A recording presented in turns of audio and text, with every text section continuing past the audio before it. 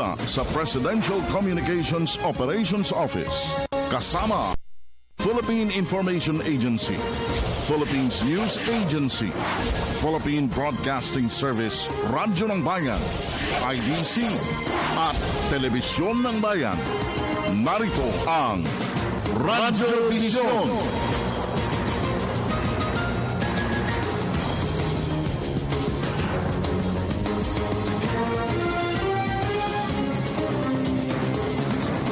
Isang makabuluhan, mapayapa, masaganang umaga. Luzon, Visayas at Mindanao. Saan man kayo naroon, ano man ang inyong ginagawa sa mga oras na ito, samahan po ninyo kami sa isa na namang edisyon ng ating Radyo Vision sa Media ng Bayan sa araw na ito ng Lunes, 19 de Oktubre 2015. At syempre, patuloy tayong maghahatid sa inyo ng mga pinakahuling mga kaganapan kaugnay po ng patuloy na pananalasan ng bagyong Silando. At kami rin po ay masusubaybayan nyo sa lahat ng mga himpilan ng Philippine Broadcasting Service, Radyo ng Bayan, Luzon, Visayas at Mindanao. At sa pamagitan ng audio streaming worldwide. Yes, Good morning ka, Francis. Magandang umaga rin po sa lahat ng taga-subaybay ng Radyo Vision. Samahan nyo kami sa susunod na isang oras na paghahati ng mga pinakamaiinit na balita sa iba't ibang bahagi ng Pilipinas. Ako po ang inyong lingkod, Vivian Bulia. At siyempre pa ang inyong kaagapay, Francis Cancino. Patuloy po kaming naghahatid sa inyo ng mga pinakahuling mga kaganapan, paglilingkod ng pambayan, pagtalastas sa ilang mga maiinit na issue na nangyayari po sa ating kapaligiran at patuloy na sinusubaybayan, at syempre pa ang ating hapag ng talastasan bilang bahagi ng ating malawakang serbisyo publiko. At syempre pa, Miss Vives, no, patuloy tayong dumaranas ng pagpatak ng ulan at malalakas na bugso ng hangin. Kamusta sa bahagi ng Bulacan? Well, sa bahagi ng Bulacan, nung umalis ako, ka Francis, malakas pa rin ang hangin, pero yung ulan, pabugso-bugso na lamang, kaya naman pinapayuhan yung ating mga kababayan na magstay indoors. Katunayan, nag-announce na ng walang pasok sa buong lalawigan ng Bulacan. Okay. Pati yung government offices, hindi lamang yung mga nag-aaral. At dito, lalo na dito sa National Capital Region, Babes, nais na natin kagyat na pakawalan itong ito ng paglilingkod ng pambayan para nga, sabi mo nga, better stay indoor, huwag na kayong lumabas sapagkat deklarado na wala pong pasok at all levels dito sa National Capital Region. That's right. From preschool to college po yan. Kasi kahapon, as of yesterday afternoon, hanggang high school pa lang yung ina-announce dito sa Quezon City. Pero nung gumabi na po, in-announce wala na pong pasok all levels, public and private, dito sa National Capital Region. Kasama ang Quezon City. Okay. At syempre makakaagapay po natin ang bukod tanging mutya ng People's Television Channel 4. Walang iba kundi si Miss Ara Perez. Miss Ara, good morning. Yeah. Okay, at Bebs, siyempre, bagamat maulan, makulimlim, latag na latag ang kulimlim sa kalangitan natin, is still a beautiful morning sa'yo. Yes, beautiful Monday morning din ka, Francis. Paalala lang sa mga tagapanood natin, tayo rin po ay napapanood sa IBC Channel 13, bukod dito sa People's Television Channel 4. At kung mayroon po kayong mga katanungan at mga komento, maaari po kayong mag-text sa aming numerong 0922-358-2679. Huwag lamang pong kalimutan, please, ang inyong mga pangalan at addresses. In fairness, hindi po namin mababasa at hindi mababasa ni Vivian ang mga mensaheng walang pangalan at address. Keep it short and simple, please. Okay, tuloy-tuloy na kagad tayo, Vivian, at meron tayong mga paunawa kagad dyan. Go! Yes, announcement lamang po, wala pong pasok sa government offices sa regions 1, 2, 3, and Cordillera Administrative Region. Samantala, wala naman pong pasok ang mga paaralan Bukod sa Metro Manila and Bulacan, in-announce din po na walang pasok sa Region 1, Ilocos Norte, Ilocos Sur, Pangasinan. Sa Region 2 naman po, walang pasok sa Isabela. Sa Region 3, walang pasok sa Nueva Ecija, Pampanga, Bataan, Subic, Zambales, Castillejos, Zambales, San Antonio, Zambales. Iba pa pong bahagi ng Zambales. At sa Region 4 naman, walang pasok sa Cavite, Laguna, Rizal. At sa Cordillera Administrative Region, nag-declare naman po ng suspension ng classes ngayong araw ang mga probinsya ng Baguio, Ifugao, Benguet, Kalinga Province. Samantala, from preschool to high school, walang pasok sa Batangas, Cagayan Valley, Quezon, Nueva Vizcaya, Olongapo, Tarlac at Mountain Province. Okay, pero doon sa mga may advisory na walang pasok ang mga government offices sa 1, 2, 3 Cordillera Administrative Region, hindi po kasali dyan yung mga naghahati ng mga basic services, yung kasama po sa mga relief and rescue operations, yung nasa frontline service, may pasok po yan. No? Ang wala lang pasok ay yung mga ordinaryong tanggapan na paper and pencil. That's right. Okay, tuloy-tuloy na tayo mga kaibigan at puntahan na natin si Miss Ara Perez. Talaga naman, yan ang sinasabi ko. Yan ang sinasabi natin pagdating sa mga ganitong pangyayari. Uunahin muna natin ang probinsya dahil kinakailangan magbigay na sila kagyat na mga update. Ano ba ang mga pangyayari? Patuloy bang pumapatak ang ulan at bugso ng hangin para sa unang sigwada ng ating Provincial Roundup? Bayan Patrol Report! Kamustahin muna natin ating mga kababayan dyan sa Tuguegarao. Nariyan na ating kasama ang si Teresa Campos. Teresa, na imbaga bigat, konektado ka. Bigat kasama na Vivian dito sa Tuguegarao ay maaliwalas na ang ating papawid. Wala na ring ulan, wala na ring hangin, at mga tagsilat ang lahat. So kasi hindi pa maituturing sa ngayon ng PDRRMO Cagayan na typhoon-related ang pagkamatay ng 21 anyo sa binatang na kuryente kahapon na madaling araw sa bayan ng Blanca, Cagayan na sinilalang sa ayon kay PDRRMO Chief Bonifacio Cuarteros, kailangan maimbestigahan mabuti kung paano na kuryente ang binatapong kasi ng bagyo. Kanina mananatiling zero casualty ang Rio Grande Valley kasi nito yan pa rin ang pag-assess kung magkano ang ipalaghalaga ng impala sa agrikultura at infrastruktura lalo na hindi pa rin na umaalis ang bagyo. Nakabalik na rin sa kalamatahanan ng ilan sa mahigit 2,000 pamilya na una inilikas bago maglandfall ang bagyo habang nananatili naman sa mga evacuation centers sa iba, lalo na pataas pa rin ang level ng tubig sa Ilog Cagayan at tributaries nito. Unti-unti na rin naibalik ang daloy ng kuryente dito sa Cagayan at Isabela habang nananatiling bukas ang mga kalsada palabas at napasok ng Cagayan Valley. Samantalang ngayong araw na to, deklarado ni Cagayan Governor Alvaro Antonio na walang pasok sa lahat ng angkas na eskwelahan dito sa probinsya dahil may ilang bahay na o bayan na isolated pa rin sa ngayon dahil sa paglaki ng Ilog Cagayan. Yan yung update para sa Radyo Vision, Teresa Campos, Tuguegarao City, Miguel Mampala. Teresa. Francis. Yeah. Sa mga oras na ito ng 9 minutos makalipas ang alas 6, kamusta na ang weather outlook natin for today this morning? Yes, kasama Francis, maaliwalas ng aming himpapawid dito sa Tuguegarao. Lumalabas na rin kung sumisilip ng kaunti si haring araw. Hopefully tuloy-tuloy na. Wala na rin kaming ulan, wala na rin hangin. Pero ang problema namin ngayon, ang tumataas na level ng Ilog Cagayan at ang tributaries ito dahil buong gate na ng Magat Dam sa Ramon Isabela ang nakabukas ngayon kasamang Francis at nagpapakawala ng tubig. Teresa, kamusta naman ang supply ng kuryente at tubig sa Tuguegarao?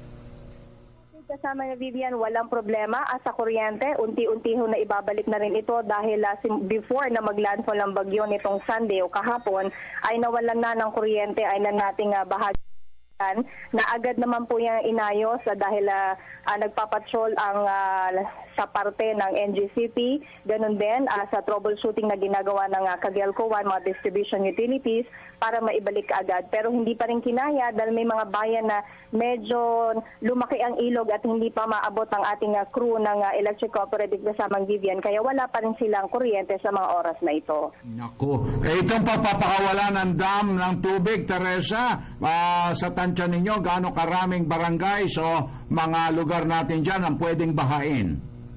Yes, kasama nga Francis, kasi dito sa Cagayan River, dito kami sa Cagayan, sa Tuguegarao, naging sisilbing catch basin ng pinapakawalan tubig mula sa Magat. Lahat ng mga barangay na nasa mga tabi na Ilog Cagayan, alam naman natin na dyan talaga naninirahan ng mga Cagayano. Sila po ay nailikas na dahil before pa man na magpakawala ang Magat, ay nasabihan na sila na magpapakawala ito, kaya na preemptive evacuation na itong mga to. Kung sa dami ng mga barangay kasamang Francis ay mula Tuguegarao yan pababa hanggang doon sa may bayan ng Apari, Cagayan. Ganyan karami kasamang Francis ang maapektuhan nitong pagbaha ng Ilog Cagayan o paglaki ng Ilog Cagayan. Nangangahulugan, Vibs, pati na mga pananim natin dyan mapipinsala at masasalanta. Oo. Teresa, kamustahin ko lang yung evacuation efforts. Naging masunurin ba yung mga kababayan natin dyan na inilikas mula sa kanilang mga tahanan? O meron bang mga nagpumilit na magstay sa kanilang mga tahanan?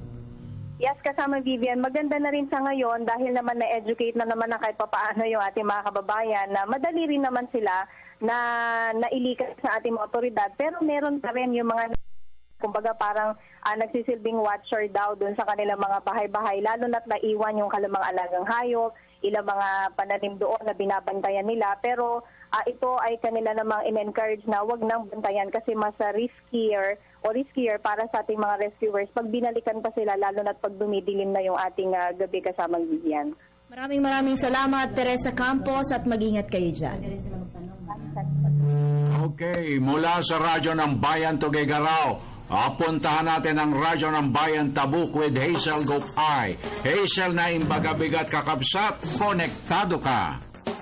Naimbag na bigat Pilipinas, mission accomplished ang nasambit ng mga rescuers ng Provincial Disaster Risk Reduction Management Council. Makaraang ligtas na nahagip ang 18 tao na stranded sa islet ng Chico River sa bayan ng Lingga.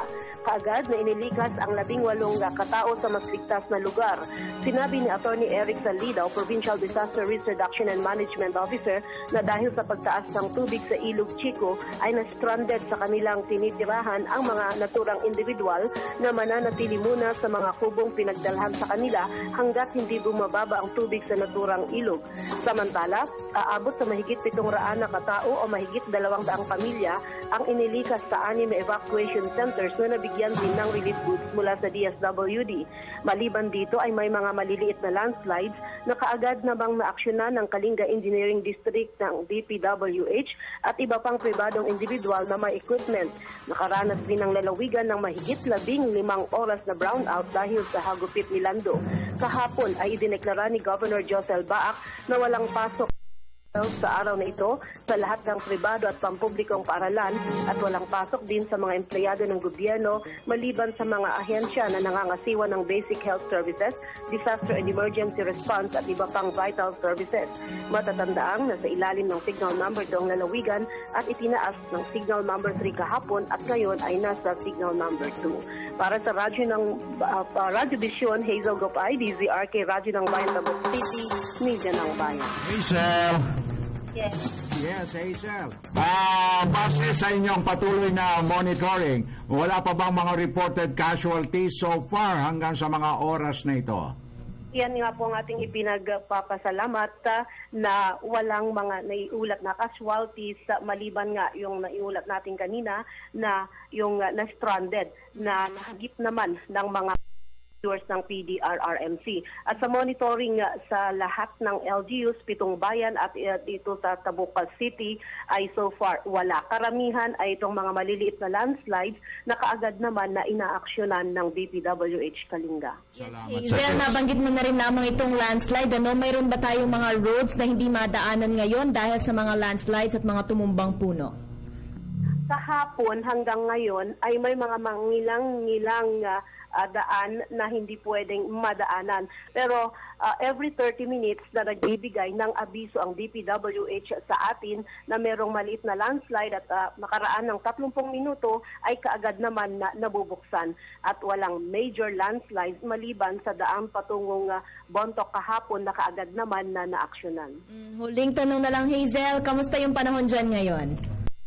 Ngayon, medyo makulimlim at umaambon-ambon at nagbabadya ng sana'y hindi malakas na ulan. Okay. Maraming salamat sa iyong update, Hazel Gupay mula sa Tabuk. Samantala, puntahan naman natin ang ating kasama mula sa Ilocos Norte. Nariyan si Omar Aquino. Omar, na imbaga bigat, konektado ka.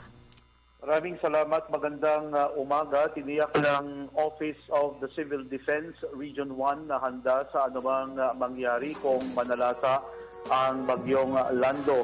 Ang pagtitiyak ay ginawa ni Mike Sabado ng Office of the Civil Defense kaugnay sa posibleng pagdaan ng bagyo sa Ilocos Region. Base sa forecast ng Pag-asa, ito ay dadaan sa bayan ng Quirino ng lalawigan ng Ilocos Sur bago tuluyang umalis sa landmass ng bansa. Ayon sa kanya, kung mararamdaman ang lakas ng bagyo, naasahan ang pagkakaroon ng storm surge sa maraming lugar malapit sa dagat.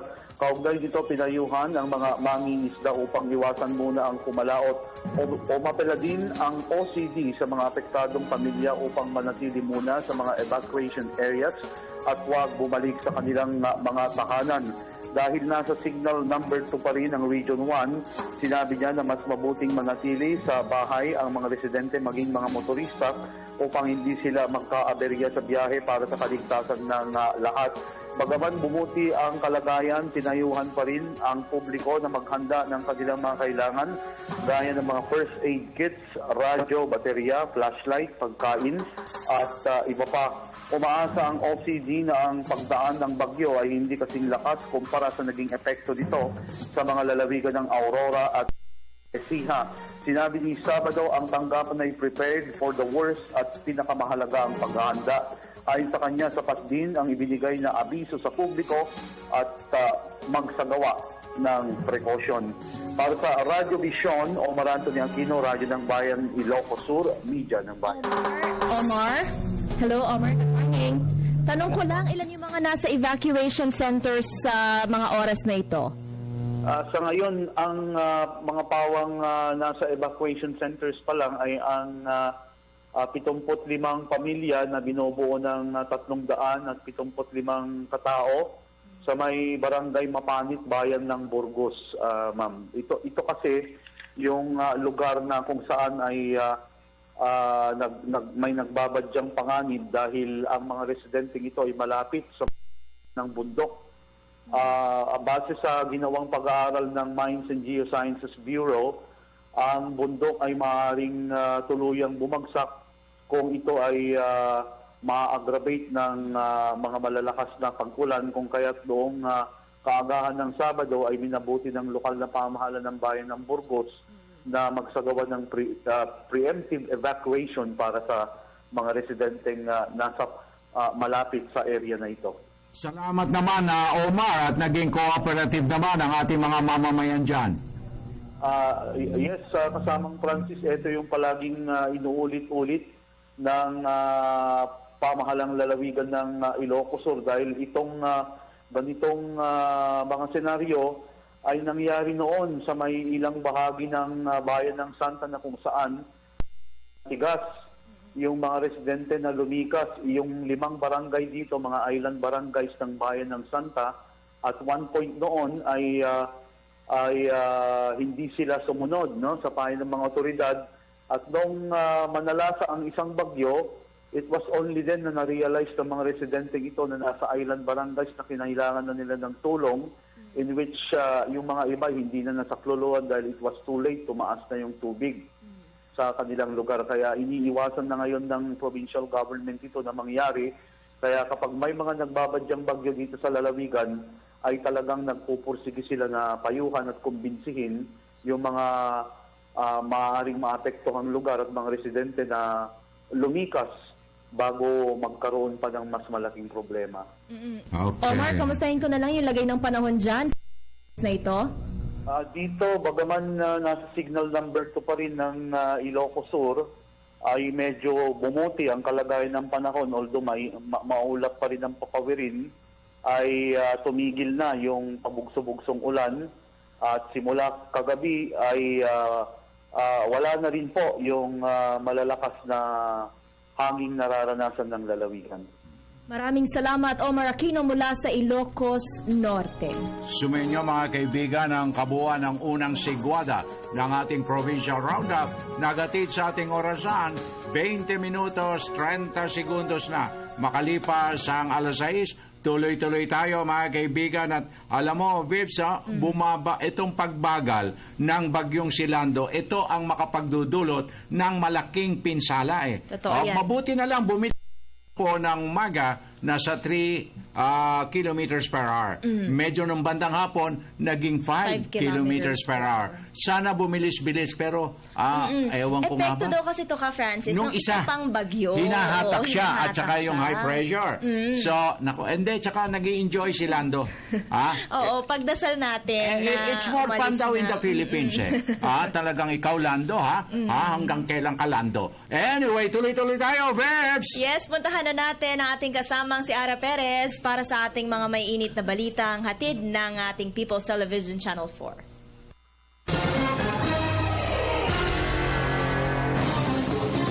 Maraming salamat, Francis at Vivienne. Magandang umaga, Pilipinas. Gising na po tayo at tunghayan na ang mga pinakamainit na balitang hatid ng media ng bayan ngayong maulang Lunes ng umaga.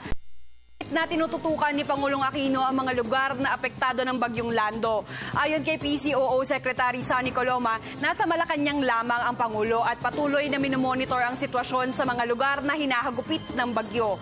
Inatasan na rin ng Pangulo ang mga ahensya ng gobyerno na tiyakin ang pagkakaloob ng tulong sa mga apektado ng kalamidad.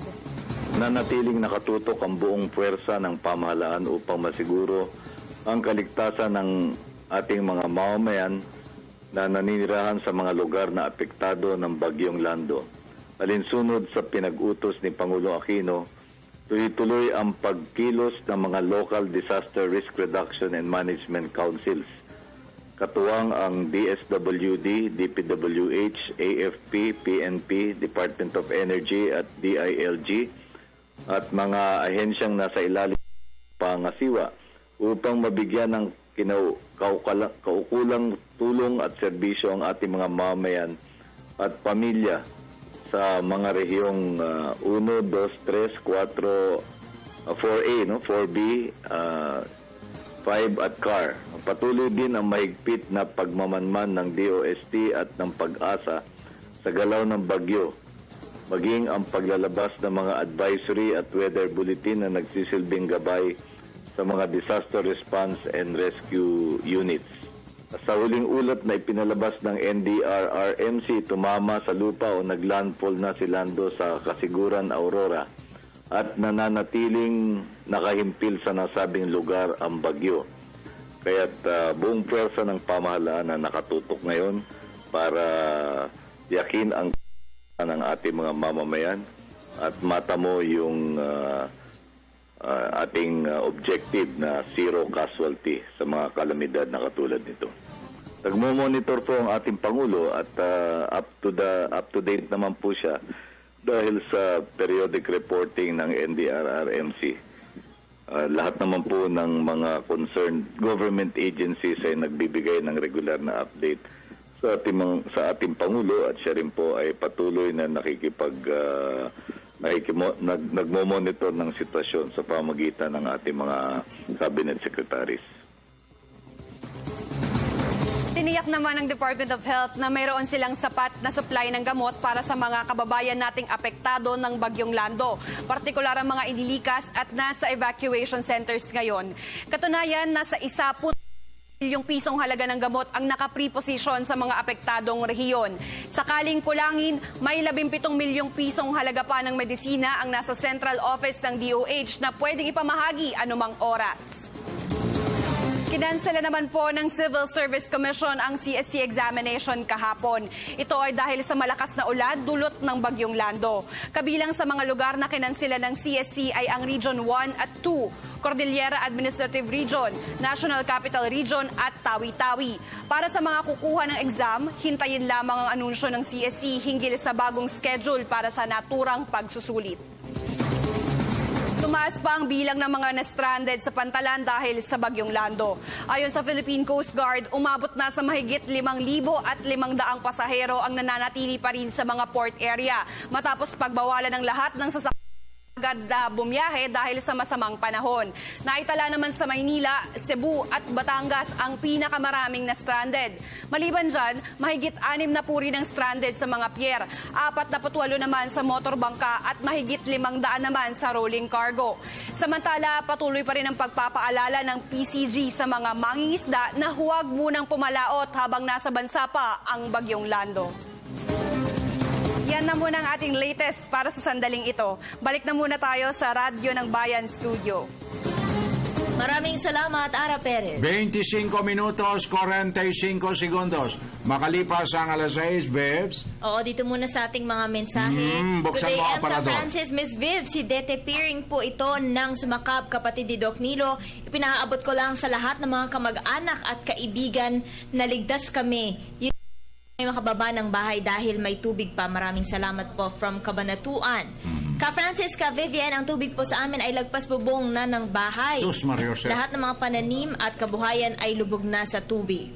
Ayan, kaya wala lang pangalan. Pero sinisiguro po na ating pamahalaan na nakatutok ang ating Pangulong Benigno S. Aquino III mula sa Malacanang tungkol sa mga sitwasyon sa mga areas, lalo na itong mga areas na dadaanan ng bagyo, at inutusan na nga po itong National Disaster Risk Reduction and Management Council, ang DPWH, ang AFP, DSWD, PNP, lahat ng government agencies na related dito sa pag-respond sa mga bagyo ay nakatutok na po para ma-respondihan ng maayos itong mga taong affected. At meron tayong text dito. Maraming salamat sa Pangulong Aquino sa babala niya sa Lando. Kaya maraming nakahanda. Bahang-bahana sa amin dito sa San Isidro, Nueva Ecija. Sana paalala lang, sana hindi gamitin ng mga kandidato ang bagyo. Adela Quintos. Hindi kasama yung kasama ang mga puwera yung mga kandidato dito sa bagyo. At maging sila man babagyo hindi. Mahirap kasi minsan yung relief goods merong mga pangalan. Napapalitan yung supot imbis na DSWD pahatid ni Congressman Akyat Manao. Congressman Bokol-Bokol. Senador Palakpak. Abay, Sus Mario Josep. Sa DSWD galing yan. At saka sa NFA. Yes, opo. Meron tayo tanong dito lang, Ka France. Wala na rin po bang pasok ang kolehiyo sa Quezon City? Opo, nag-anunsyo na po si Mayor Herbert Bautista na wala pong pasok mula preschool hanggang college sa Quezon City kagabi pa lamang. Okay. Na tayo, 27 minutos, 57 segundos. Babalik ang Radyo Vision. Makalipas lamang ang ilang paalala mula sa inyong himpilan.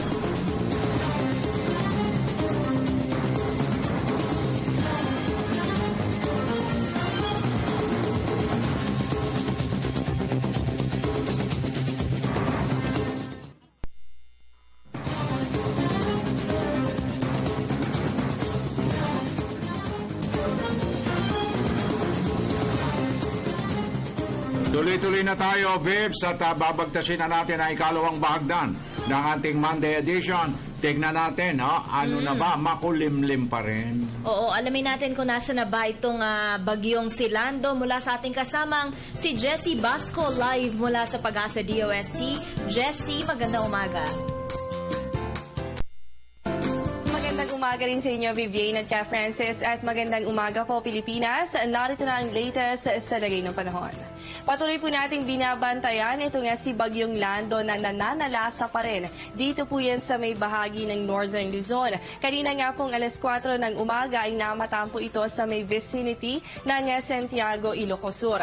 Bahagyang humina ito nga si Bagyong Lando. Yung maximum sustained winds niya ay nasa 120 kilometers per hour. Malapit po yan sa sentro.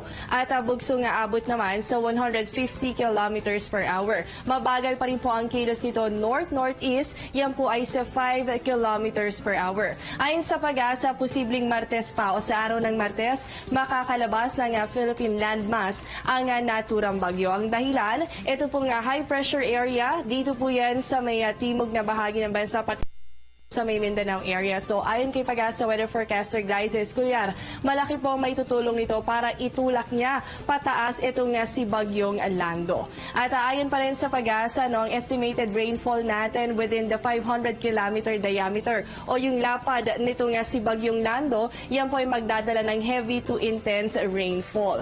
At ayon naman sa PAGASA, sa mga areas po under public storm warning signals at ganun din po sa ilang probinsya pa na malapit sa coastal areas, posible po kayo makaranas ng storm surges at ang taas ng alon ay pwedeng umabot po sa 2 meters. Sa ngayon, nakataas na po ang public storm warning signals number 2 sa bahagi po yan ng Benguet, Cagayan, Babuyan, Ilocos Sur, Nueva Vizcaya, Pangasinan, La Union, kasama po ang Ilocos Norte, Ifugao, Mountain Province, maging sa Apayao at Abra. Signal number 1 naman sa bahagi po ng Zambales, Tarlac, Pampanga, Bulacan, Nueva Ecija, Quirino, Aurora, Isabela, Batanes at maging sa Metro Manila. Sa mga areas under public storm warning signals, asahan po natin ang pagkakaroon ng masungit na panahon sa mga susunod na oras. Samantala, nakataas na rin po ang gale warning hindi lamang dito sa buong Luzon kung saan nakataas yung ating storm warning signals, kundi pati na rin po dito sa may Visayas area. Ibig sabihin, delikado pa rin po ang paglalayag sa mga nasabing baybayin. At narito naman po ang rainfall data o yung dami ng ulan na dinala nito si Bagyong Lando magmula kahapon. Dito po sa Iba, yan ay nasa 141 millimeters. Sa Clarkfield, umabot po yan sa 100 millimeters. At sa Dagupan ay naranasan po ang dami naman ng ulan sa 79 millimeters. Sa Calayan, yan po ay nasa 72 millimeters at sa Baguio ay naranasan po dyan ang 70 millimeters. Dahil sa isang bagyo po ang binabantayan natin, alamin ang latest sa lagay ng panahon real-time straight from PAGASA. Ipinakikilala po namin ang Panahon TV app. Isa itong mobile application kung saan pwede nyo nang makita real-time ang lagay ng panahon anytime, anywhere. Pwede nyo rin i-share ang current weather conditions sa inyong areas. Download for free. Available now on Google Play Store and iOS App Store. At yan muna ang latest sa lagay ng panahon para sa Radyo Vision mula sa PAGASA DUST. Ako po ang inyong weather body, Jessie Basco, Media ng Bayan. Maraming salamat, Jessie Basco. At sa puntong sa bigyan daan nating kagyat, ang ilang mga mahalagang update na pakakawala ng ating kabalikat mula sa National Disaster Risk Reduction Management Council, ang kanilang opisyal na tagapagsalita, si Miss Mina Marasigan. Miss Mina, magandang morning! Magandang morning po sa inyo at magandang morning po sa ating mga taga-subaybay. Okay, Miss Mina, para po sa kapakanan ng ating mga listeners and viewers nationwide, worldwide, dito sa Radyo Vision, ano na po ba ang update natin na sa ating patuloy na monitoring kaugnay ng bagyong si Lando? Opo, patuloy naman po ang pakikipag-ugnayan ng ating NDRMC at yung kasama itong ating mga regional at local councils para sa nag-epekto nitong bagyong Lando. Salukuyan nga po, tayo lumalakap na rin ng huling balita sa kanilang kalagayan. Pero sa huli po na itala ng ating ahensya, meron po tayo natala na 2 po na namatay dahil po dito sa Bagyong Lando. Ito po ay isa sa Zambales. Ito po yung merong gumuho na pader. At nakadaganan po ang isang 62-year-old na babae. At meron din po isa mula po sa Quezon City, isang binatilyo po ito. Yung bahay po kasi nila nadaganan po ng isang malaking puno na nabuwal po ito na sa sobrang lakas po ng hangin. At meron po tayo na itala ng 5 na injured, isa po mula sa Zambales at 4 naman po mula sa Quezon City. Meron po tayo na itala ng mga stranded passengers pa rin po sa ating pantalan. Alam niyo po, napakasungit pa rin po ng ating karagatan. At talagang pinagbabawal pa po ang paglalayag, lalo na dito sa may boards ng Luzon at Visayas. Meron po tayo natala na 6,529 passengers, 89 vessels, 42 motor bangkas, 633 rolling cargos. Pero baka makakaroon pa po na rin ng update dito mula sa ating Philippine Coast Guard. Binabantayan din po natin ang ating mga dams, no? Yung sabi nga po ng ating mga kababayan, winiwalatan po natin ng tubig para po sana magkaroon po tayo ng enough na supply, no? Sa ito po haharapin po natin na El Nino. Pero sana nga po hindi naman po talaga nakalaki ang damage nito mga tubig na to. Pero bahagya naman po no, na tumaas ang tubig sa dams natin, lalo na dito sa may Angat. At yung ibang areas naman po nung binabantayan natin ng mga dams, nito po ay sa may Ipo Dam, ang Buklaw, Binga, San Roque at ang Magat. Po tayo na itala na may ilang areas pa rin po na kasalukuyan nakararanas ng power interruption. Ito po ay sa areas ng Quirino, Nueva Vizcaya, Aurora, Apayao at Kalinga. Dito po sa munisipyo po ng Dinalungan, Kasiguran, Dilasag sa probinsya po ng Aurora ay kasalukuyan po nakararanas ng problema sa komunikasyon. Pero ang ating mga restoration po na personnel naman dyan patuloy pa rin po na ginagawa ang mga pamamaraan para maibalik na po ang linya ng komunikasyon dyan sa mga areas na napabalita po na may problema. Para po naman po sa patuloy na operations po natin dito po sa lalo na dito sa may Central Luzon, Central kasalukuyan po nakararanas sila ng pagtaas ng tubig. Kasi po nito mga nakalipas na araw yung nagbuhos ng ulan sa may kabundukan. Ngayon mula po sa kabundukan, bumababa na po ang tubig na ito sa mga karatig probinsya niya, dito po sa Kapatagan, at isa na nga po dito ay ang probinsya ng Nueva Ecija. At kailangan na rin po talaga itong mga kababayan natin sa Pampanga at Bulacan na maging alerto na rin po sa pagtaas ng tubig sa mga lugar na iyan. At meron po tayong mga water search and rescue teams na naroon po ngayon para pagbigay po ng ayuda sa ating mga kababayan. Miss Mina, meron kasing tumawag sa atin dito sa Radio Vision at dalawa ito, isang nag-text doon sa kalalagayan nila, partikular sa Sumakab Sur, Cabanatuan, Nueva Ecija, na ang taas daw ng tubig ay umabot ng hanggang second floor ng kanilang tahanan. Nagkipag-ugnayan na raw sila sa Local Disaster Risk Reduction Council pero wala pang responde sapagkat gusto nila silang maalis doon bago sila tuluyang matrap. Oo, kasi sa kasalukuyan nga po itong ating mga rescue teams po talaga ay naging talaga nagkaroon talaga ng problema sa pagtawid po talaga at pagpasok lalo na dyan sa area ng Cabanatuan dahil naging mataas po ang tubig at malakas po ang agos. Opo, at naghahanap po sila ng alternatibo po na rota para po makapenetrate sila din sa area at makapagbigay na po ng tulong sa ating mga kababayan doon. Ayun. Nakikinig naman sila sa Radio Vision sa pamagitan ng mga modern application ng ating teknolohiya dahil siyempre pag ganyang baha, grounded na lahat ang mga kuryente. Pero at naghihintay sila, sana nga datna na sila ng tulong in the soonest possible time, Miss Mina. Oo, kasi ang natin yan hihingi tayo rin ng latest mula po dito sa ating response cluster regarding dito po sa mobilization po ng ating rescue teams para makapagbigay na tayo din ng update sa ating publiko. Ms. Mina, kamusta naman po yung mga kalsada natin? Ilan po yung mga so far hanggang sa mga oras na ito ay hindi pa madaanan at saan-saan po ito?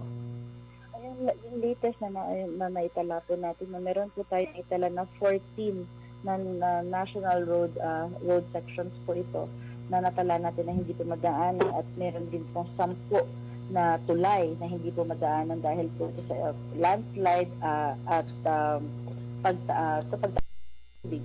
Dito po sa mga ilang areas po na to ay dito po sa Apayao, sa may Silveria Calasan Road at corner Cabugao Road, sa Benguet po, ditong Benguet Nueva Vizcaya Road, ako sa Pangan, Kidungan, Bacon Road. Sa Ifugao naman po, meron po dito sa may Banawe, Mayoyaw, Aguinaldo, Isabela Road at mga ilang po na daan pa doon. Sa Mountain Province, meron din po na mga dito po sa may Kalakad Road. Sa Kalinga, dito po sa Pinukpok Abot Road, Poblacion Tinglayan at Sasapa. Meron po dito sa Quirino, sa Cordon Aurora Road.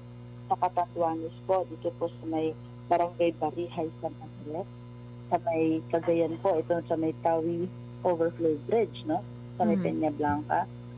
Kabasan Overflow Bridge. Sa may Payog, Bagao, Dalin, Santa Margarita Road. Dito po sa Isabela, meron po tayong nasa na pagbaba sa aso na tubig dyan, hindi na rin dumadaanan. Sa Cabecera 8 po, no? Hindi rin dumadaanan sa Ilagan City. Cabecera 5 sa Ilagan City. Sa may Etchage, dito po mga ilan pong bridges dyan sa Gukap, Ana, Fuana, Kansan, mga bridges ito, hindi na rin dumadaanan. Sa may Santa Maria, Overflow Bridge po, hindi na rin dumadaanan. Meron dito sa Cabagan, Santa Maria Road, hindi na rin po yan. Dito po sa Aurora, dito po Baler, Kasiguran Road, na hindi rin po siya madaanan. Dinadiawan, Matelia Road. Dito po sa Barangay Labi, Pungabon, Nueva Ecija. Sa Catanduanes po, dito sa Circumferential Road, hindi po madaanan. Sa Tarlac naman po, ditong Victoria Road, going to Tarlac City. Yung dito rin sa Victoria, Gimba, Nueva Ecija Road, yung Daang Maharlika Road, Rizal, Pantabangan Road, Barangay Santo Tomas, Kita-Kita, San Jose City, Barangay Bunol, Gimba, Barangay Vega at Barangay Lusok of Bungabon, Gabaldon, Dingalan Road. Meron din po dito sa may Pampanga, sa may Candaba, Baliwag Road, at dito po sa may Tablang, Gabaldon Road ay hindi rin po madaanan. Okay. Now, Miss Mimi, paki-take note na lamang, Miss Mina, paki-take note na lamang itong texter na si Piring de la Cruz ng Sumakab Sur, Purok 1. Lubog pa rin ang kanilang lugar sa Baha, Nueva Ecija ito. Sumakab Sur, Purok 1, Nueva Ecija. Cabanatuan, Nueva Ecija. Yes, Kuya Ka-Francis, ito na mailalapit natin sa ating response cluster para agaran po matugunan ng ating mga response team. Okay. At nagpapasalamat kami, Miss Mina. Please keep us posted on the developments from time to time. Opo, Ka-Francis, at maraming salamat din po sa inyo at magandang umaga po. Okay. Mga kaibigan, si Miss Mina Marazigan, ang opisyal na tagapagsalita ng NDRRMC. Vebs! Yes, meron tayong mga ilan pang mensahe dito, Ka-Francis. Magandang umaga po. Ka-Francis, Miss Vibs, malakas pa rin po ang bagyo dito sa amin sa Aurora. Salamat sa lahat ng tumulong na mga PNP, AFP at sa ating mahal na Pangulo. Ano pa ba ang signal dito? Mula po kay Gina Costo. Ayan. At baha pa rin po dito sa Manila City. Maraming salamat po. Yan po yung mga nag-text sa atin. Okay. Vebs, at sa puntong ito, buksan na natin ang ating hapag ng talastasan. Yes, kapiling po natin ngayong umaga mga kaibigan ang representative o sectoral representative ng National Anti-Poverty Commission, si Ginoong Ed Mora. Magandang umaga po, sir. Magandang umaga rin po. Okay, good morning. Salamat at napasyalan mo ang ating Radio Vision. Ed, no? Sa ngayon, ano ba ang pinagpupursigihan pa ng ating National Anti-Poverty Commission, partikular itong ating mga sektor ng magnyunyog sa bansa? Una-una po, yung aming pangunahing program ngayon sa bahagi ng mga magkasaka. Kasi ito pong usapin ng Kongkolibi, noong pong November 26, ito nakaraang taon, ay nagkaroon kami ng pagkipag-dialog sa ating Pangulo at ang usapan ay is-certify as urgent yung batas sa Kongreso at saka Senado. Okay. Kami po ay natuwa doon kasi hinarap kami ng mahigit 3 oras ng ating Pangulo kasama ng mga gabinete.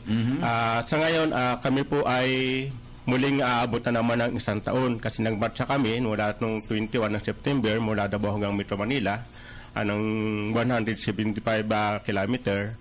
Ngayon po ang status nito, Francis, ay sa Kongreso po ay maganda ang balita kasi pasado na yan. Pasado na sa Kongreso. Okay. Isinampa na ngayon sa Senado. Ngayon sa Senado po, ang problema natin dito, isa na lang na kumbaga si Senator Osmeña ay merong magandang panukala naman na katulad din namin na pag-ingatan yung pera.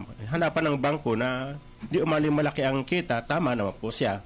Kaya dito, siguro mga pagbukas ng session ngayong November ay maipasa na at mag-bicameral na para sa amin. So, si Senator Serge na lang ang hindi pa pumipirma? Siya na lang po ang... kung ba may official siya na pinaabot sa COMSEC na medyo pinding muna para ayusin lang muna usapin ng pag-usapin ng banking. Yun siguro naman sa tinagal-tagal, no, long overdue na yung cocoa levy na yan. At sa panig ng ating mga magsasaka ng niyog, ang ating coconut farmers, siguro alam naman ninyo kung ano ang dapat nyong gawin sa perang matatanggap ninyo dyan dahil that is really intended for each coconut farmers, hindi ba? Sakto po yun. Okay. Now, siguro naman alam na ninyo kung saan nyo, alam naman pagkatanggap nyo yung pera, di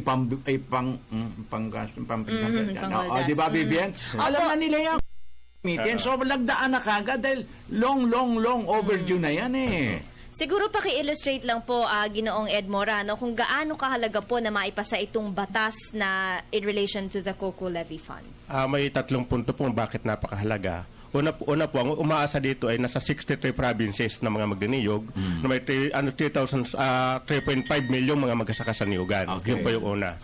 Pangalawa po, maraming magsasaka po dito ang matagal ng gusto makinabang panahon pa nito ni Marcos. Ang katunayan po dito, yung ikalawang yun, na gusto lang namin dito, ma-approve na ito, isabatas na sa Senado, Kongreso, para magamit na namin kahit yung 3 billion pa lamang na, interest lamang ng 71 billion pesos, magamit namin para sa kaunlaran.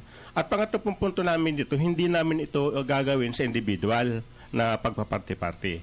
Kundi gagamitin namin ito ayon sa program for coconut industry para doon sa mga magniniyog. Napakaganda po ng intensyon namin dito. At ang may kinabang dito, lahat ng mga magniniyog, hindi lamang po yung 71 nagmarcha, nakasama ko mula Davao hanggang Metro Manila. Mga ilan pa kaya ang beneficiary, supposedly beneficiaries? Ang sa ngayon po, ay yung binabanggit ko, beneficiary ay 3.5 milyong mga magkasaka sa niyugan. 3.5? Opo. Coconut farmers? Coconut farmer yan. Lahat yan buhay pa? Ay, yung pong dumadami nga kasi may namamatay. Ang katunayan po nito, ka-apprentice, panahon pa ito ng Marcialo. Yung cocoa levy yan. Matagal ng usapin niya, no? Kaya, kumbaga, napakatagal na nito. Bakit kaya ay hindi maipatupad agad ng ating gobyerno para sa aming mga magkasaka sa niyugan para makinabang naman kami? Pero sir, di po ba mayroong kaso pa sa Supreme Court? I understand, naglabas po ng TRO ang ating Korte Suprema. Ito po yung TRO na ginawa po nila Ginoong Charlie Avila. Kasi ang usapan namin ng Pangulo po noong 26, hanggat wala pang batas na ipinapasa sa Kongreso at Senado, gumawa muna siya ng EO para mapakinabangan namin 3 billion pesos naman. Okay. So gumawa po ang Pangulo ng EO, yung EO number 79, yung kaya lang ang una po nilabas niya ay privatization.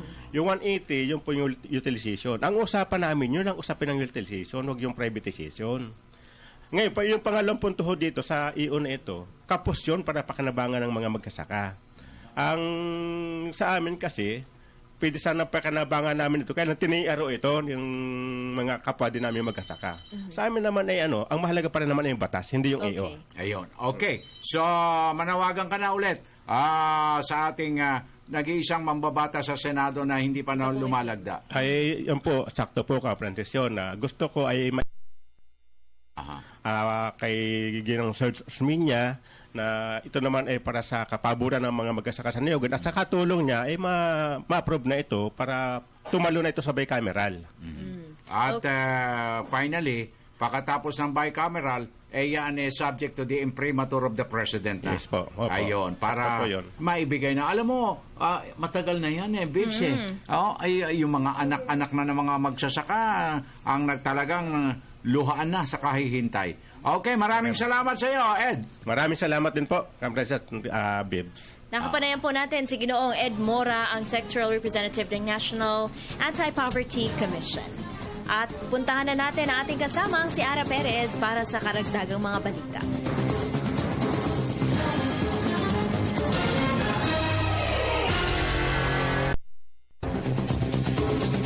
Maraming salamat, Francis at Viv.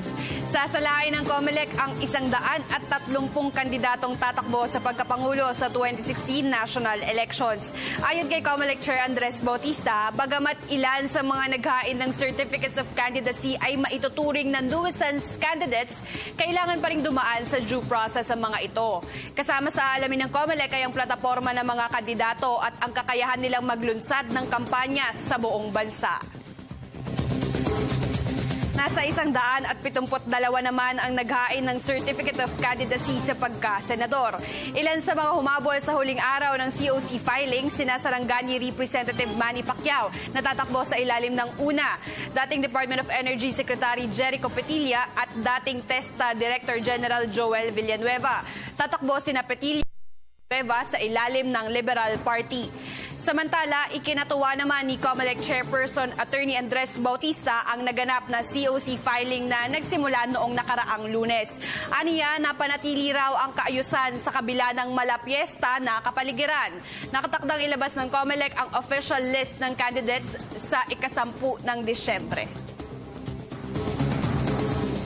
Yan na po mga balitang aming nakalap ngayong Lunes ng umaga. Sana po ay nabigyan namin kayo ng magandang simula. Ingat po tayong lahat at ipagdasal natin na sana ay bumuti na ang lagay ng panahon. Ako po si Ara Perez. Balik na tayo sa Radyo ng Bayan Studio. Maraming salamat, Ara Perez. Okay, tuloy-tuloy na tayo. 51 minutos at 21 segundos. Makalipas ang alas 6, puntahan natin ang ating na nakatalaga sa NDRRMC live para sa karagdagang update. Julius Loverboy de Zamboron. Jules, magandang morning. Konektado ka. Maraming salamat sa iyo, Ka Francis at BVN. Patuloy po nakamonitor at tanggapan ng NDRRMC sa lagay po ng bagyong Silando, kung saan nga po ay bahagyang humina ang bagyong Lando habang patuloy na tinatahak ang mga probinsya ng Apayao, Ilocos Norte at ang Abra. Alas 4 po kaninang madaling araw ng huling mamataan ng bagyo sa lugar na sakop po ng Santiago, Ilocos Sur. Taglay po ng bagyo ang lakas ng hangin na 120 km kada oras malapit po sa sentro at may pagbugso nga abot sa 150 km kada oras. Kumikilos po ang bagyo pahilaga-hilagang silangan sa bilis po na 5 km kada oras. Alam mo Ka Francis, dahil nga po naging mabagal ang ahak ng bagyo ay nananatili na mga nakataas ang signal number 2 sa ilang lalawigan, habang sa Metro Manila po ay nakapailalim pa rin sa signal number 1. Inaalam pa din po ngayon ng NDRRMC kung ilan ang mga casualties, kung meron bang casualties o kaya may mga napinsalang mga ari-arian sa mga lalawigan na apektado po ng bagyo. Kagabi nga lamang ay marami na rin na nagpadala sa atin ng mga text messages mula dun sa ilang mga lalawigan na tinadaanan nga po ng bagyong Silando, at ilan po dito ay mga nagsabing naghanda na sila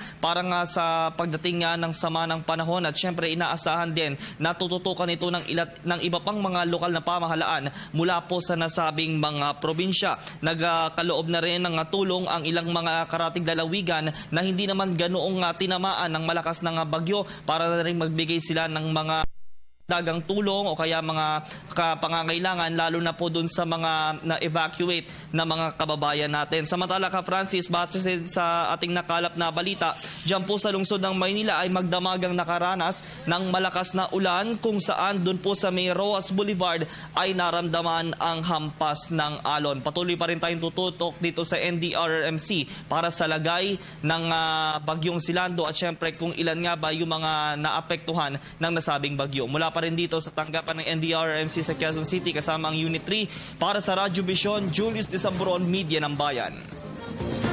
Okay, thank you very much, Julius de Zamboron, mula sa tanggapan ng National Disaster Risk Reduction Management Council para sa mga karagdagang update. Bagay na yung iba'y naihayag na sa atin kanina ni Miss Mina Marasigan, ang opisyal salita. Samantala, sa ikalawang sigwada ng ating Provincial Roundup, Verbs! Puntahan muna natin ang ating kasama mula sa Cagayan de Oro City. Nariyan si Romy Kapinpuyan. Romy, magandang umaga. Konektado ka. Mayong buntag, hindi pinalala ng National Street Corporation of ang halin para sa pagligtas at tayusan ng literature. Beth Ladaga, Regional Corporate Communications and Public Affairs Officer, ipinagbabawal ang pagtatanim ng mga punong kahoy sa ilalim ng transmission.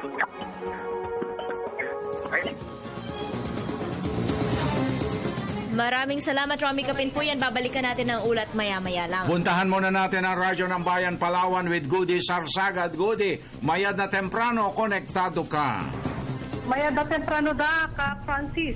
Bubuksan ang marker ng Seal of Good Local Governance ng Pamahalaang Pananawigan mamayang hapon sa Atrium Hall ng Gusaling Kapitolyo sa lungsod ng Puerto Princesa, Palawan. Dadaluhan ito ni Liberal Party Vice Presidential Pet at Camarines Sur Congresswoman Denny Robredo. Pangunahan naman ni Palawan Governor Jose Chavez Alvarez at DILG Provincial Director Mario Daquer ang naturang unveiling. Naniniwala ang pamunuan ni Governor Alvarez na ang paglalagay ng naturang marker sa Kapitolyo ay magpapataas ng moral ng mga mamamayan ng Palawan. Natanggap ng Pamahalaang Pananawigan ng Palawan ang naturang parangal kamakailan dahil sa mahusay nitong pamamahala sa salapi at pagiging handa sa panahon ng kalamidad.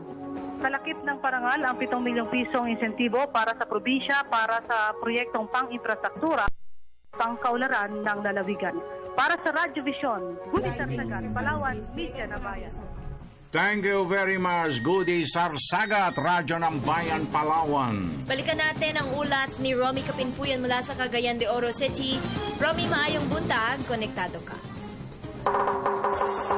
Ayong buntag, muling ipinalaala ng National Grid Corporation of the Philippines sa mga alituntunin at responsibilidad para sa mas ligtas at maiwasan ang disgrasya.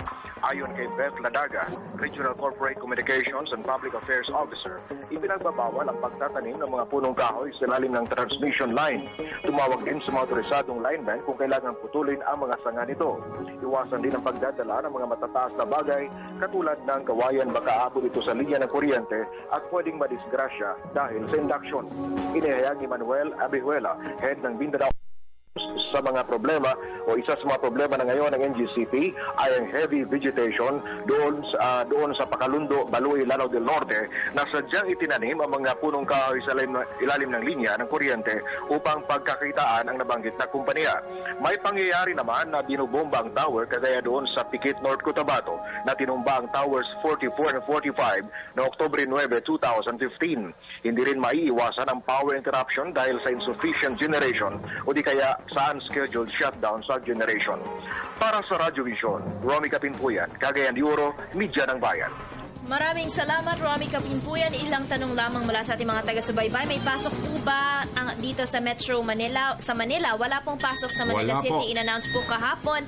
Good morning, tatama po ba ang bagyo sa Camarines Sur? Mukhang hindi na po tatama dahil nasa Ilocos na po siya. Okay. Sir, ko lang po kung may number coding pa rin ng MMDA ngayong araw ng Lunes.